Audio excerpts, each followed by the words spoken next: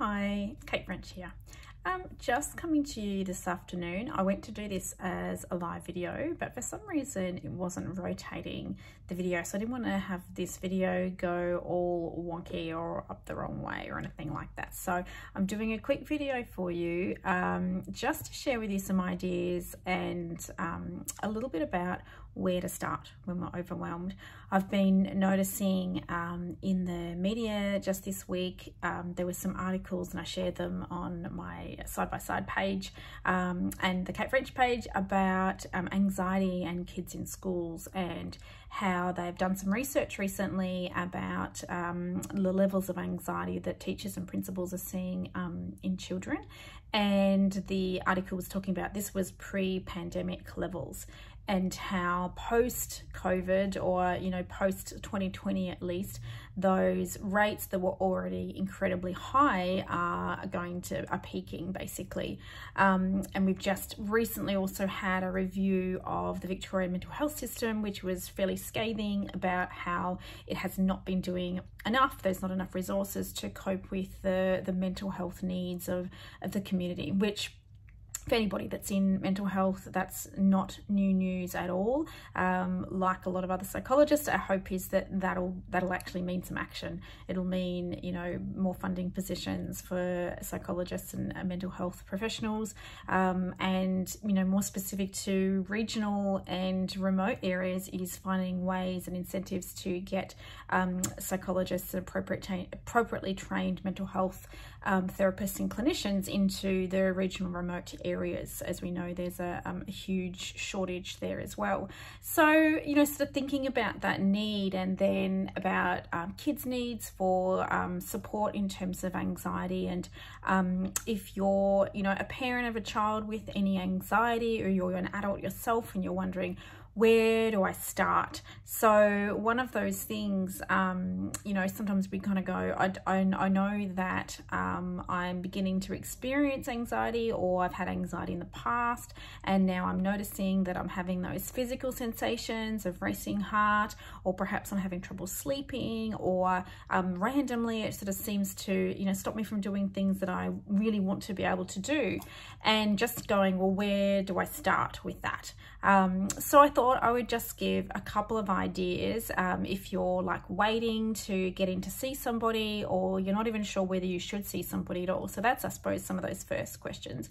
Firstly, I think, what's been really wonderful is, just conversations about mental health are a lot more likely to happen. People, know that I'm a psychologist, and so they'll feel comfortable asking me questions, or, you'll hear conversations around the dinner table about anxiety and depression, and mental health is sort of something that's so much more talked about, which I think is really fantastic. So part of that's, exciting to me and energizing to me, because of course, I want to see people, losing that stigma about not being help seeking. And so the frustration is, of course, when people want to help seek and they go, well, who do I go and see? Or, how do I get there, is the challenges and the blockages that happen there, whether it's getting a referral, or whether it's knowing who to go to, or whether it's severe enough to, be worth seeing a mental health professional or a psychologist. And certainly I would say definitely yes anyway, even if it means putting your name down on a number of lists, even if it means that you're going to have to wait a little while. I think that's important to do, because I see the role as psychologists and people who are like me in this role as being supportive and being able to be like a coach, even if you might have some knowledge, or you go and find some resources and things. Putting them into practice on your own is really hard work. So I would always encourage, even if you're kind of going, okay, I can do this on my own, or I'll take a couple of steps, or I'll read a book or something like that, which is all great.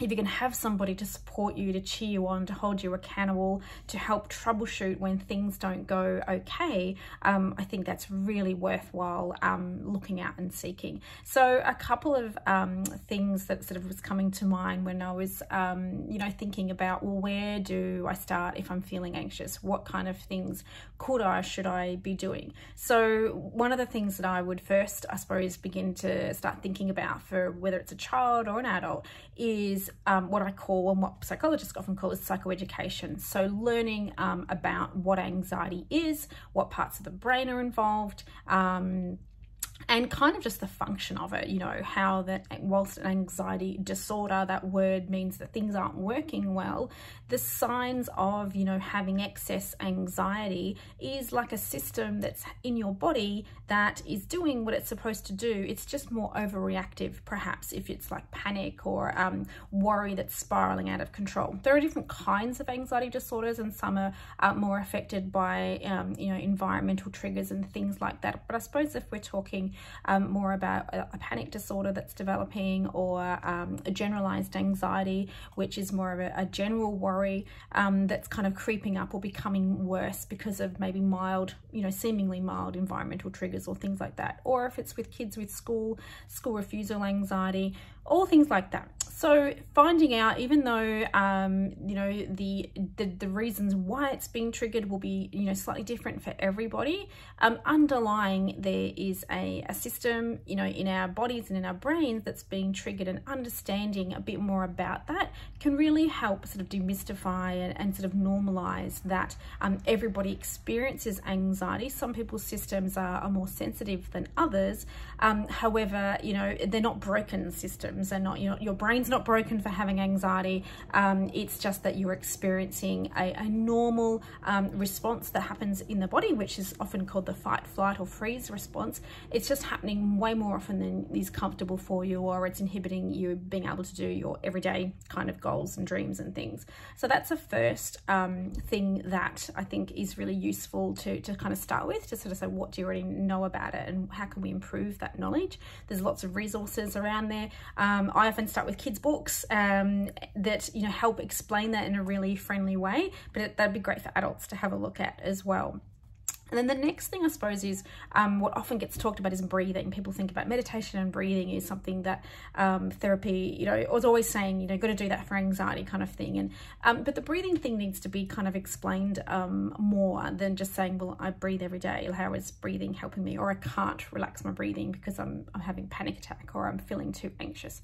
So understanding, you know, again, the science behind why a certain style of breathing, a certain kind of practice of breathing is really beneficial for triggering another kind of body arousal response, a really relaxed, it's called the rest and digest body response, which is really important for helping reset and calm the adrenaline release that's often happening when we're having episodes or periods of high anxiety.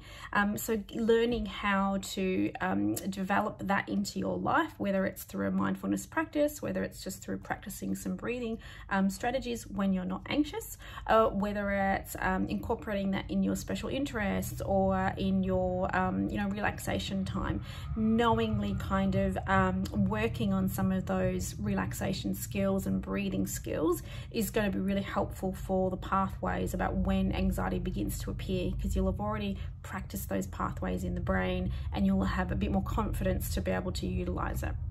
And the other part is learning about the role of our thoughts, about how certain thoughts can trigger and increase the likelihood of those sorts of anxiety, physical anxiety responses. So that's more where having a coach and somebody outside you is really, really useful for helping you to identify thoughts that are unhelpful, and for helping to identify thoughts that may be more helpful, more calming, and more realistic for your situation, whatever that kind of might be. So they're just three kind of things that I would say, if you're feeling overwhelmed, if anxiety is something you've noticed in yourself or in your kids, that you begin to think about some of those things, thinking about learning about what anxiety is, having a practice of trying to introduce some sort of relaxed breathing skills, whether it's mindfulness, meditation, yoga, however that kind of form happens. There's lots of different resources out around there, and you know, finding a coach or a support to help you know, fine tune that knowledge as you go, and keep looking until you find sort of that person. So I hope that's useful, and I hope you have a really lovely weekend planned, and I'll talk with you again really soon.